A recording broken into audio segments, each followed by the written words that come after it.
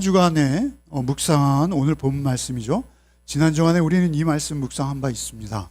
그런데 오늘 간략하게 남아 이 말씀을 다시 한번 나누겠습니다. 이 말씀은 굉장히 유명한 본문이에요. 예레미야의 성전 설교라고 잘 알려져 있는 본문이죠. 여러분 1절과 2절을 먼저 읽겠습니다. 여호와께서 같이 읽겠습니다. 여호와께서로부터 예레미야에게 말씀이 임하니라. 이르시되 너는 여호와의 집 문에 서서 이 말을 선포하여 이르기를 여호와께 예배하러 이 문으로 들어가는 유다 사람들이 다 여호와의 말씀을 들으라. 예배하러 온 사람들이에요. 정성껏. 사실 이때는 유월절을 맞이하고 있었다 보거든요. 그런 절기, 이스라엘의 최대 절기를 맞아서 정말 그들은 강도의 위험과 물의 위험을 무릅쓰고 예루살렘 성전으로 향해서 오고 있었어요.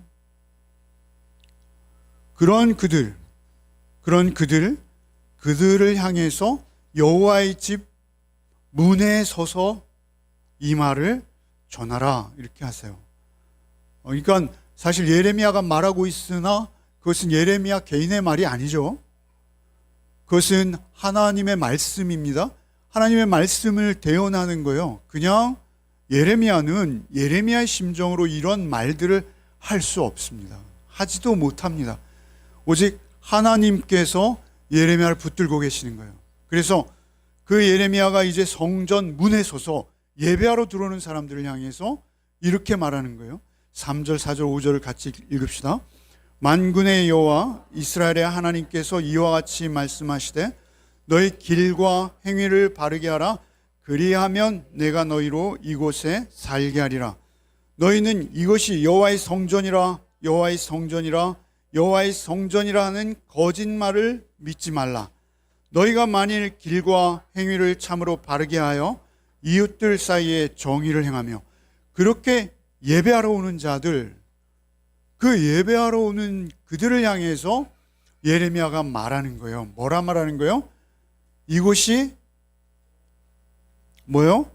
여호와의 성전이라 여호와의 성전이라 여호와의 성전이라 하는 말을 거짓말이라고 지적하는 거예요.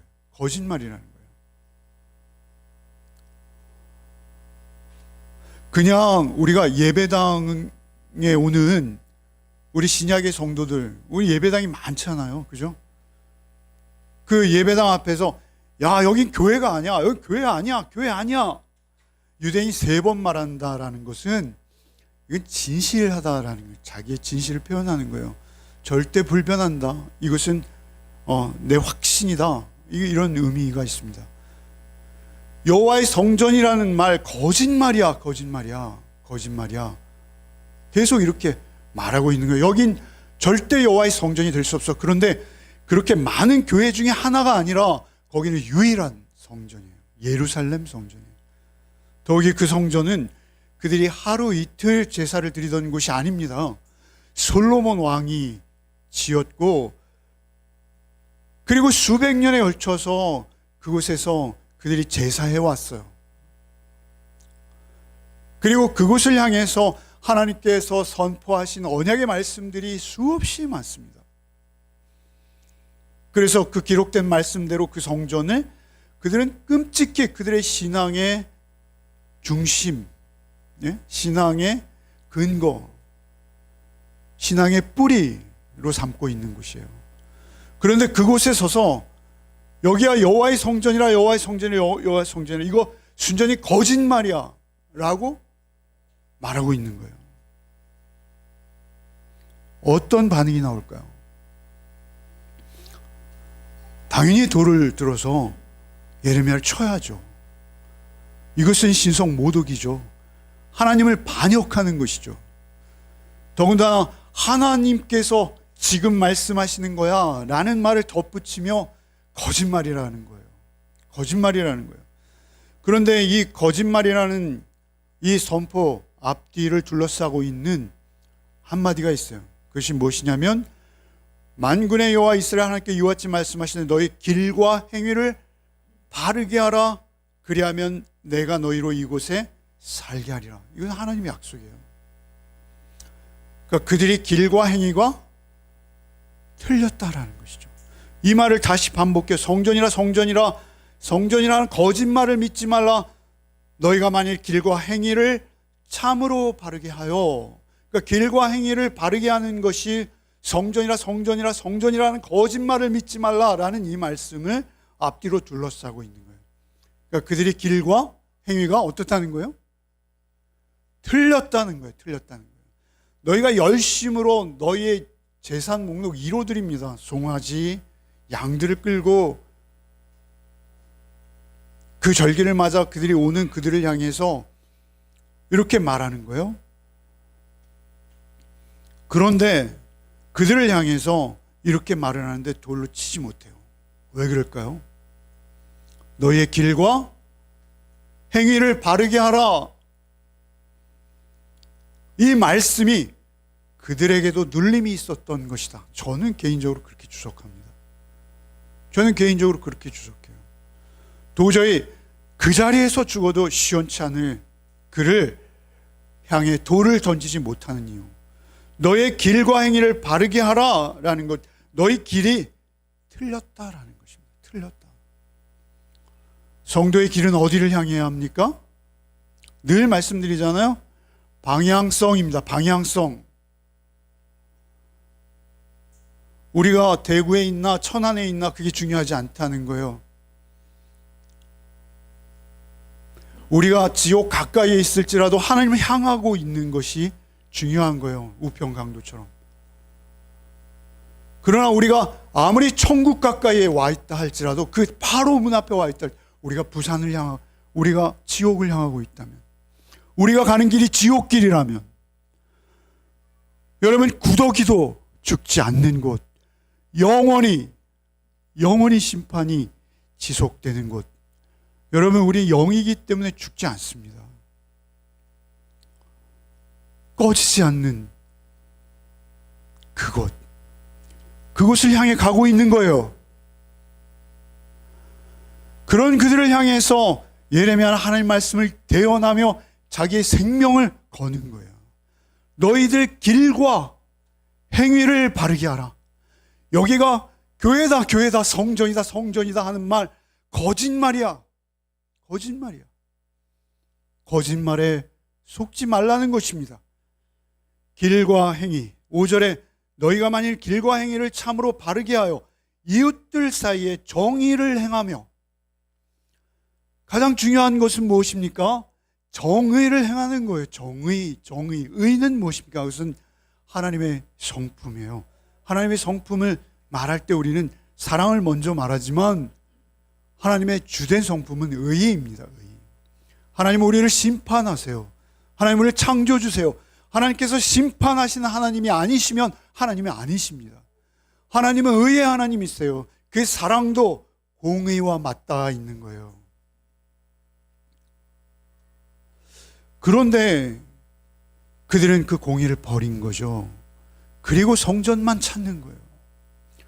그런 그들이 살아가는 모습이 6절 7절에 소개되고 있어요. 6절 7절 한번 읽어봅시다.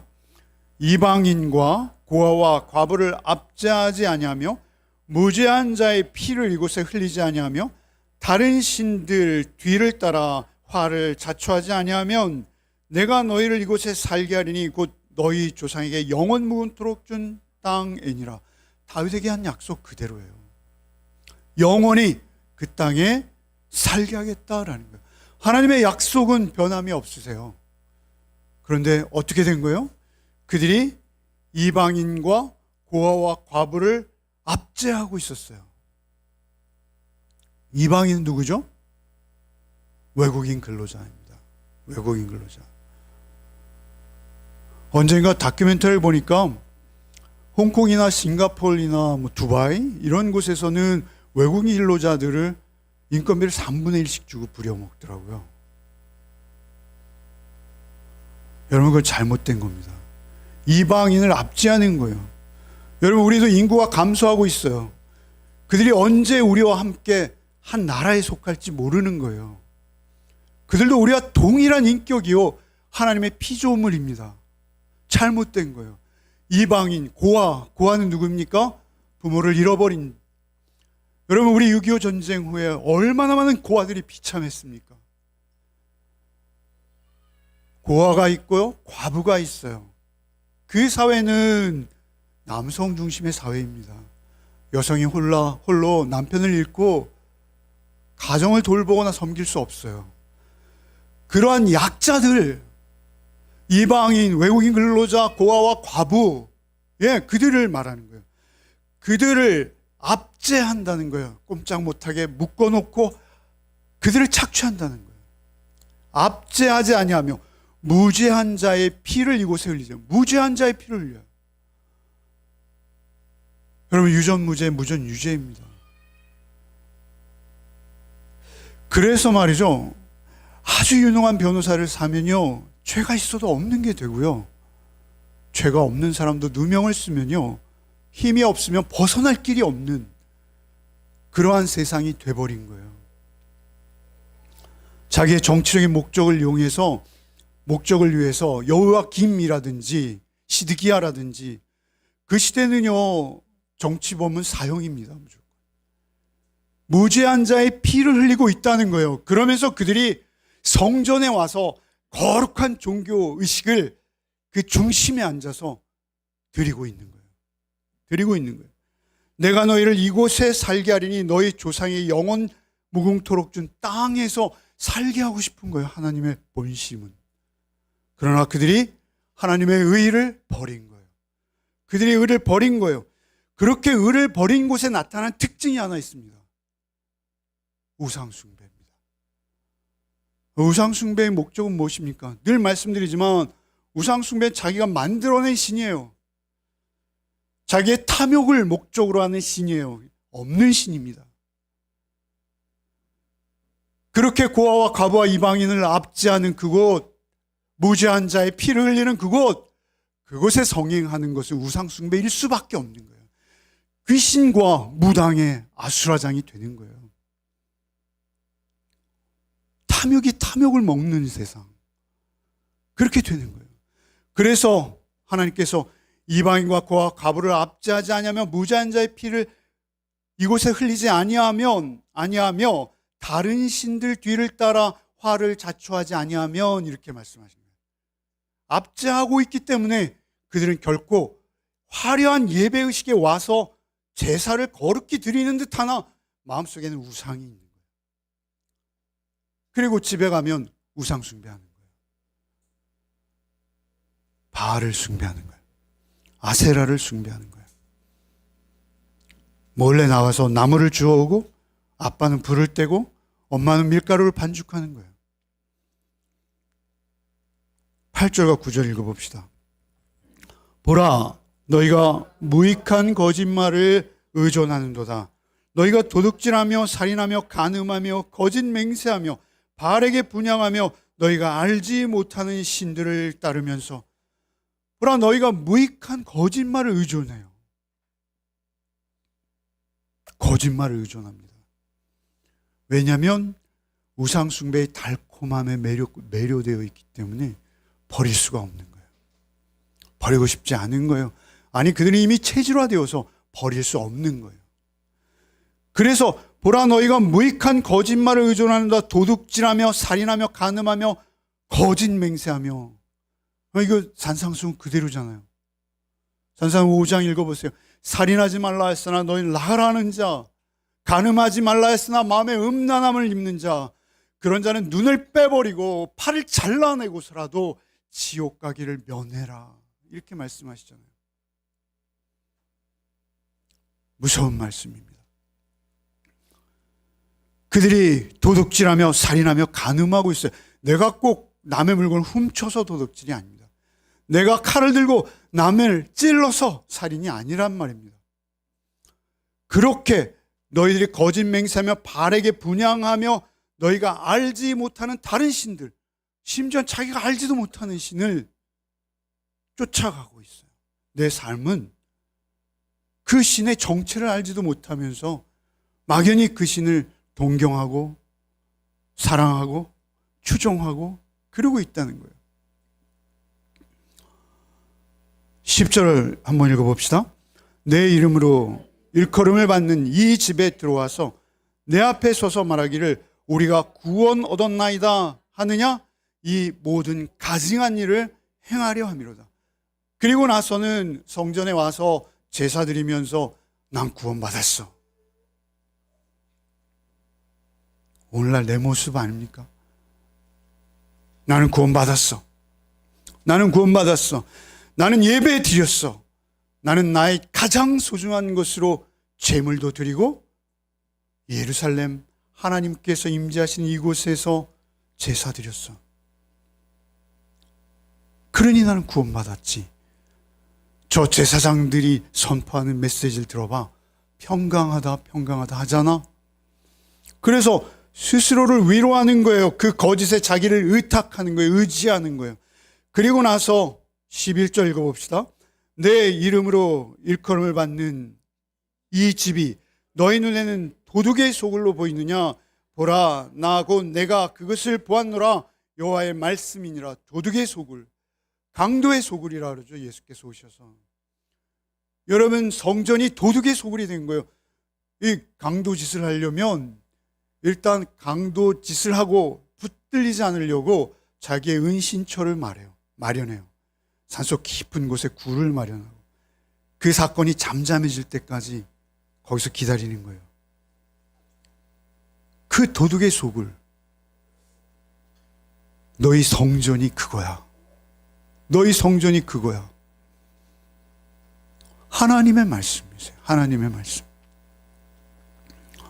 12절부터 마지막 절을 같이 읽겠습니다. 본문을 대략적으로 살피는 겁니다. 12절부터 읽겠습니다. 너희는 내가 처음으로 내 이름을 둔 처소 실로에 가서 내 백성 이스라엘의 악에 대하여 내가 어떻게 행하였는지를 보라. 여호와의 말씀이니라. 이제 너희가 그 모든 일을 행하였으며 내가 너희에게 말하되 새벽부터 부지런히 말하여도 듣지 아니하였고 너희를 불러도 대답하지 아니하였느니라. 그러므로 내가 실로에 행함과 같이 너희가 신뢰하는 바 내 이름으로 일컬음을 받는 이 집 곧 너희와 너희 조상들에게 준 이곳에 행하겠고 내가 너희 모든 형제 곧 에브라임 온 자손을 쫓아낸 것 같이 내 앞에서 너희를 쫓아내리라 하셨다 할지니라. 실로는 하나님의 성막이 있던 곳이에요. 하나님의 언약궤가 있던 곳이에요. 그런데 그들이 그 실로를 음란하게 섬겼어요. 역시. 그래서 그 언약궤만 들고 가면 그것이 마치 강력한 부적이나 되듯이 블레셋과의 전쟁에서도 승리할 줄 믿고 그 언약궤를 들고 엘리의 아들들 홈리와 비나스가 죽은 아니요 누구죠? 그렇게 그걸 가지고 가는 거예요. 결국 법궤도 빼앗기고 실로도 회파하는 거죠. 하나님께서 그것을 샘플로 예화로 보여주시는 거예요. 북이스라엘을 봐라. 여기 15절에 내가 너희 모든 형제 곧 에브라임 온 자손을 쫓아낸 것 같이 내 앞에서 너희를 쫓아내리라. 에브라임은 북이스라엘의 지파 중에 우두머리 지파입니다. 그 에브라임을 쫓아낸 거 너희 보았지?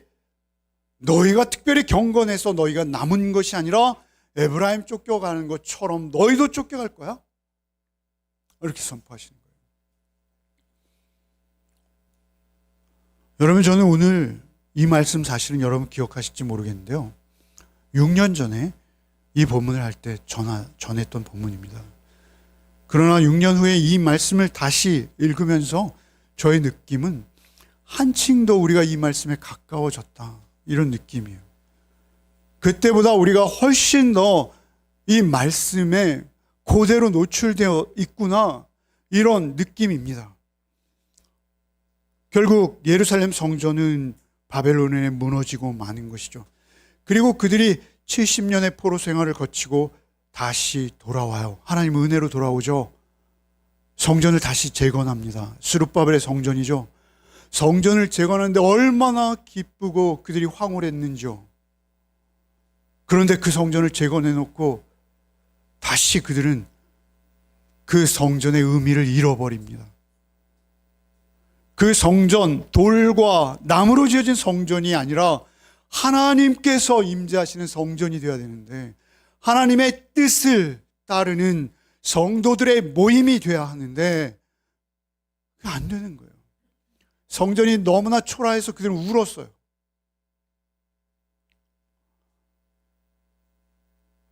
그들의 마음을 잘 아는 헤롯이라는 자가 나타나죠. 헤롯의 가문이 줄줄이 성전을 짓기 시작합니다. 그들이 정권의 정통성이 없어요. 그들은 유다의 혈족도 아니고 정권을 잡는 과정도 로마의 아부하고 아첨해서 잡은 것이죠. 그래서 그들은 유대인들의 환심을 사기 위해서 성전을 짓기 시작해요. 예수께서 오셨을 당시에 이미 46년 동안이나 지어오고 있었고요. 그리고 그 이후로도 또 계속 지어나가요. AD 60년 초반기까지 짓죠. 그 7년 만에 무너지죠. 그런데 그 성전 짓는 것이 그들의 신앙인 거예요. 그 돌과 나무로 지어놓은 성전이 그들의 신앙의 근거인 거예요. 역시 교회는 인테리어인 거예요. 그래서 잘 꾸며야 되는 거예요. 잘 꾸며야 되는 거예요. 보기만 해도 경건해야 하는 것이죠.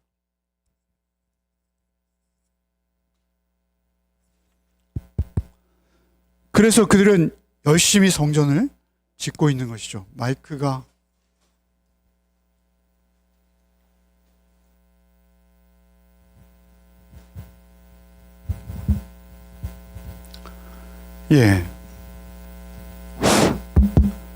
마이크의 문제가 아닙니다.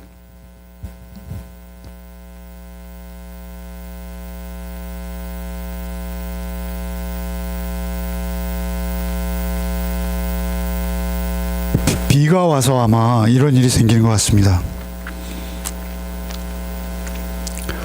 그래서 그들은 성전을 잘 지었어요. 너무나 잘 지었어요. 헤롯이 그 성전을 무려 60년, 70년간을 보수하고 짓는 거예요. 헤롯 가문 대대로 봐라, 우리가 성전을 회복한다. 우리가 성전을 짓는다. 모여라, 헌금해. 그리고 짓자. 그런 거죠. 그래서 그들은 엄청난 금액을 성전을 위해서 드렸습니다.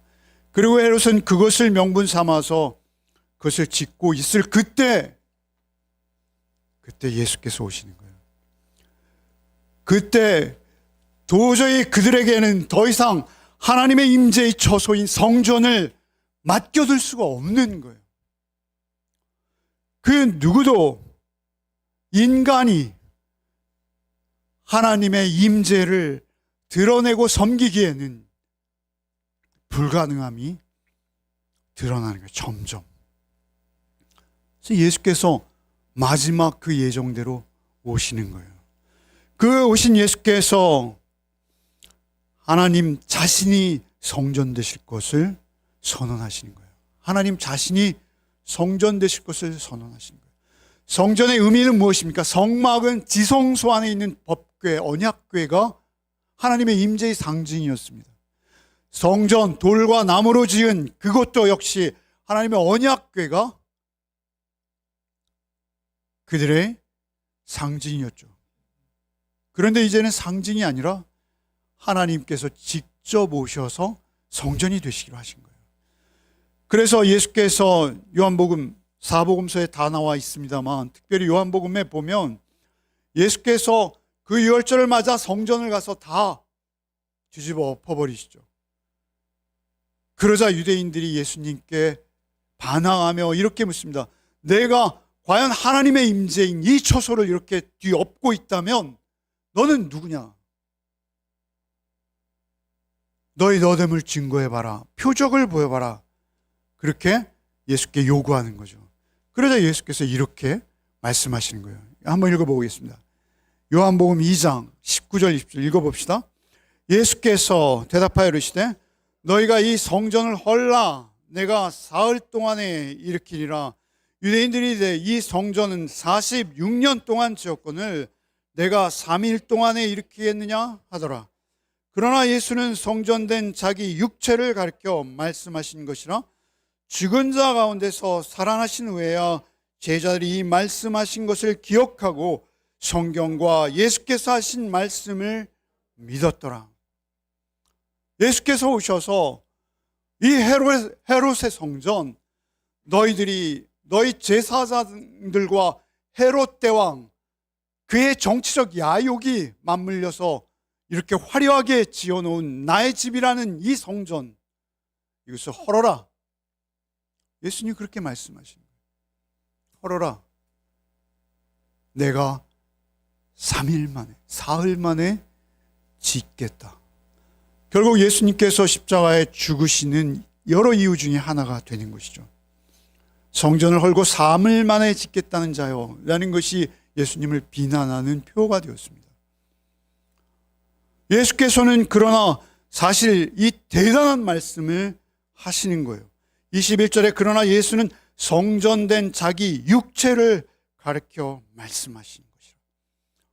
이제는 성전을 십자가를 통해서 세우시겠다는 거예요. 십자가를 통해서 예수께서 성전을 세우시겠다. 십자가가 사실은 성전이 됩니다. 그들이 자기의 육체를 성전이라 하시는 것은 그 육체는 창에 찔리고 피 흘리고 죽음 앞에 서야 되는 육체입니다. 그렇게 예수 그리스도의 십자가를 통해서 당신을 성전 삼으시겠다라는 거예요. 그 성전은 어떻게 우리에게 현실이 되어집니까? 보혜사 성령, 예수께서 우리 가운데 임재하셔서, 요한복음 14장, 15장, 16장을 읽어보십시오. 17장의 대세상적 기도까지 예수님의 모든 말씀은 한 가지 주제입니다. 어떤 주제입니까? 내가 너희 안에, 너희가 내 안에, 아버지 우리가 하나인 것처럼 저들도 우리 안에 하나가 되게 하여 주옵소서. 오직 성령을 통해서만 하나님께서 우리를 성전되게 하실 수 있음을 이제 선포하시는 거예요. 그리고 그 뜻을 이루시겠다. 그런데 무엇을 통해서? 십자가를 통해서만 이루십니다. 십자가는 무슨 의미입니까? 우리 안에 우상을 무너뜨리는 거예요. 우리 안에 죄된 욕망을 무너뜨리는 거예요.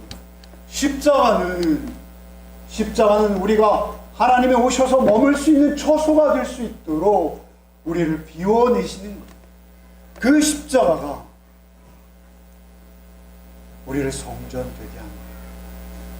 그래서 이제 하나님의 의를 쫓아 우리가 살아갈 수 있도록 자신을 성전 삼으시고 우리에게 임하셔서 우리가 우리 스스로를 부인하고 오직 주의 말씀만을 우리의 진리로, 우리의 삶의 목적으로, 우리의 삶의 이유로 주님의 말씀을 삼을 때, 그래서 그 말씀 앞에 내가 복종하는 삶을 살아낼 때 우리가 성전되고 우리를 통해서 하나님의 임재가 드러나고 하나님의 영광을 드러내시겠다.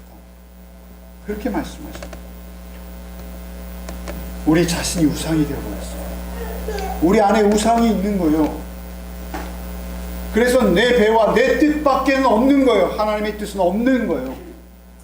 왜 초등학교 선생님이 자살하죠? 사실 원고에 없어요. 원고에 없는데 남의 일 같지 않아요. 왜 그런 일이 일어납니까? 너무나 이기적.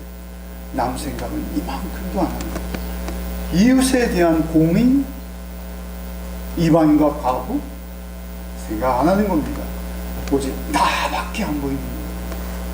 나에게 조금이라도 유리하면 남에게는 서슴없이 어떠한 짓도 어떠한 가해도 가할 수 있는 거예요. 누나 깜짝 안 하고, 아니 오히려 더 기쁨으로 그런 짓들을 할 수 있다는 것이죠. 그들도 우리 가족이요, 그들도 내 딸이요, 그들도 하나님의 형상대로 창조된 하나님의 피조물이라는 것을 생각지 않는 겁니다. 여러분, 그래서 사실 이렇게 되어지는 것은 하나님께서 우연히 그렇게 하시는 것이 아니고 처음부터 이렇게 계획하신 거예요. 여러분, 놀라운 것은 여러분 솔로몬 성전이 지어졌을 때 그 모습을 우리 한번 봅시다.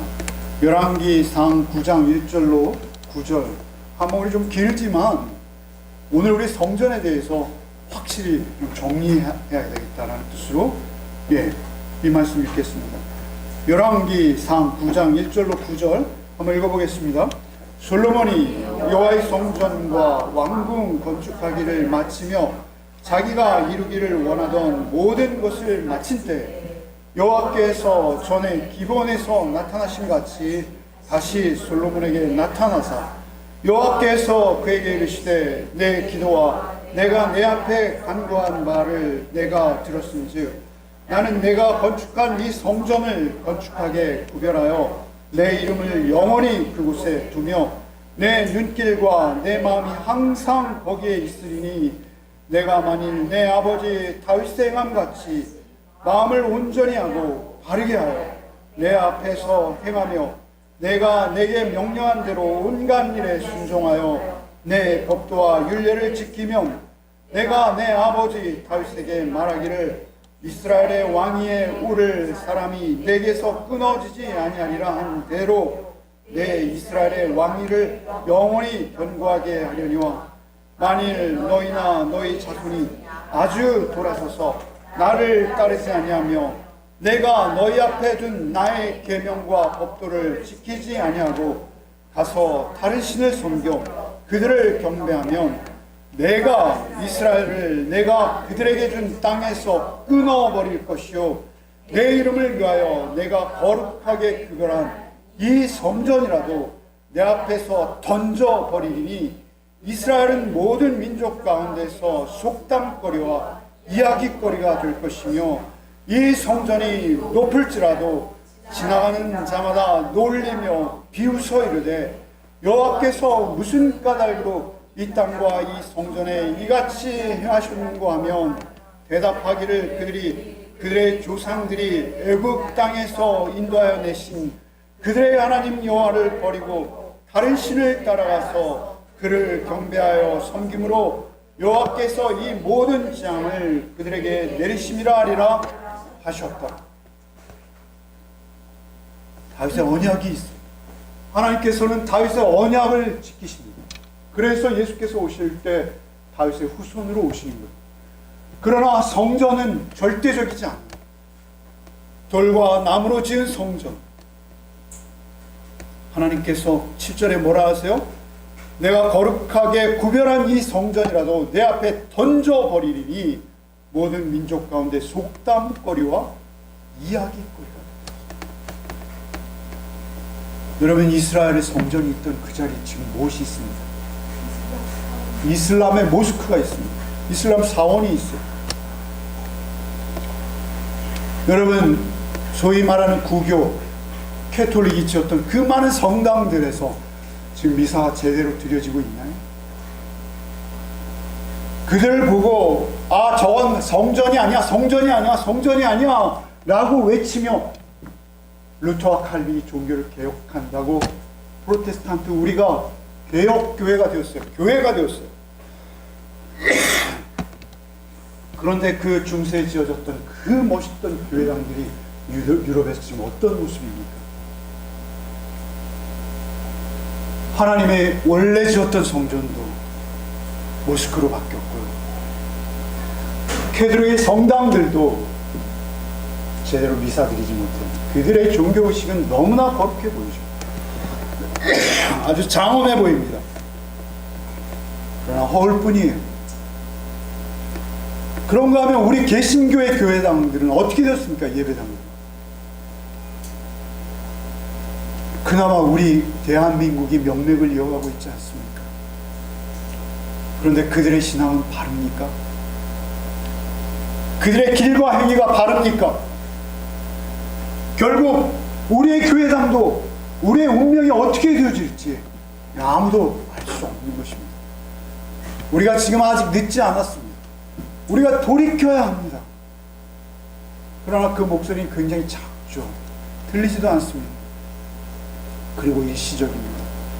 그럼에도 불구하고 하나님께서는 그 엄혹한 때 두세 명이 모여 기도하는 그곳, 바울사도가 간 그곳, 그 초대교회 그곳, 그 두세 명이 그 교회를 이루게 하시고 그곳을 통해서 다시 불씨를 꺼뜨리지 않고 남은 구루터기를 만드사 그곳에서 하나님의 복음이 다시 피어나도록 하신다라는 것입니다.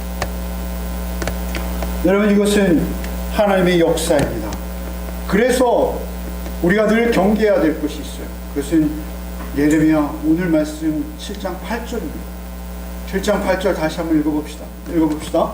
보라, 너희가 무익한 거짓말을 의존하는 거다. 우리 분별해야 합니다. 우리 분별해야 돼요. 우리가 거짓말을 의존하지 말아야 합니다.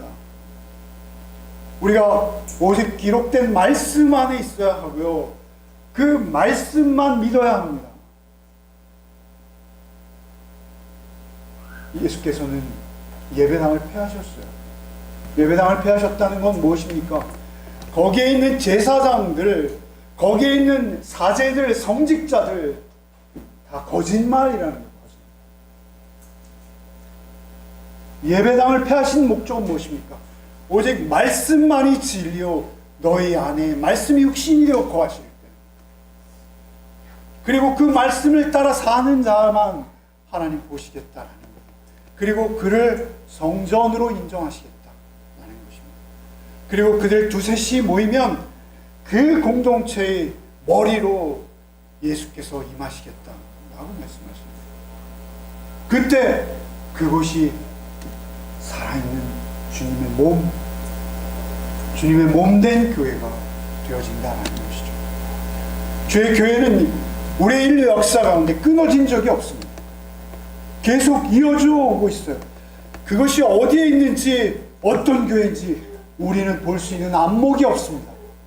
다만 우리가 하나 구별할 수 있는 게 있다면 그 교회가 말씀을 따르고 있는지, 그 교회가 허울 좋게 말씀만 하면서 과연 말씀을 쫓고 있는지, 말씀이 육신이 되신 예수 안에 있는지, 예수가 그들 안에 있는지, 예수께서 그것만 보시겠다라고 말씀하시는 거죠.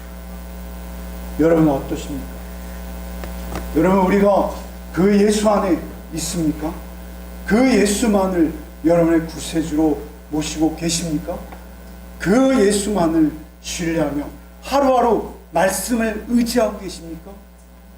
여러분, 거짓말에 속지 마시고 거짓말에 의지하지 마십시오. 그것으로 위로를 삼지 마십시오. 설마 이토록 엄청난 건물과 설마 이토록 많은 인파와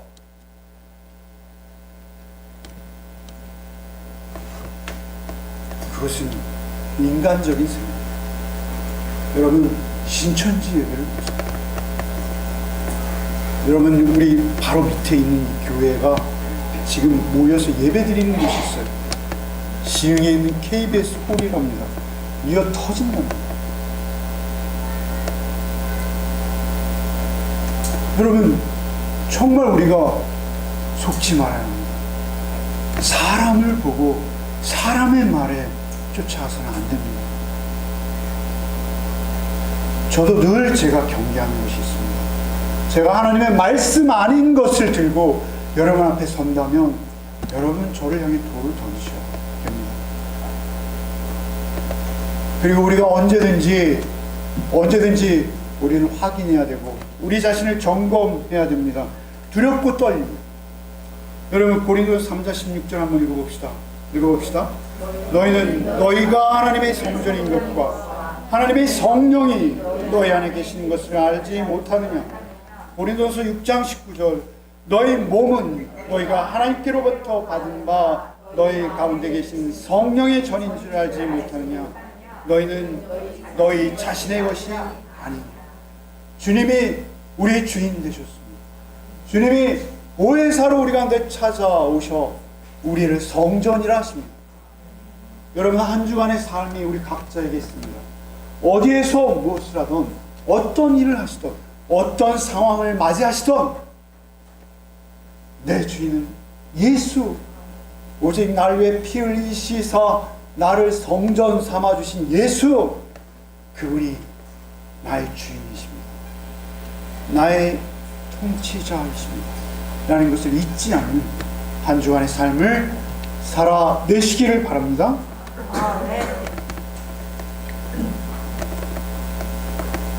주님, 참으로 이 더럽고 누추한 곳에 주님 십자가 보혈로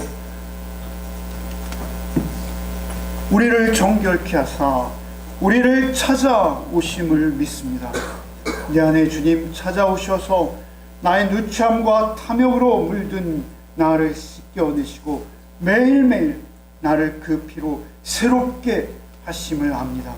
주님, 오직 내 힘과 능으로 할 수 없고 오직 성령께서 나를 인도하실 때만 그 말씀의 빛을 받아 말씀에 순종하는 삶을 살 수 있음을 고백하오니, 주여, 우리는 의로울 수도 없고 우리는 우리보다 약한 자를 섬길 수도 없는 자들이오니 주님, 우리를 불쌍히 여기시고 오직 주께서 우리 한 주간의 삶 속에서도 우리 안에 거하사 주의 눈으로, 주의 마음으로 보고 생각하고 판단하며 선택하며 우리의 삶을 살아내게 하여 주옵소서. 우리 안에 오직 나 죽고 예수로 날마다 새로워지는 삶이 되게 하여 주옵소서. 예수 그리스도의 이름 받들어 기도하옵나이다. 아멘.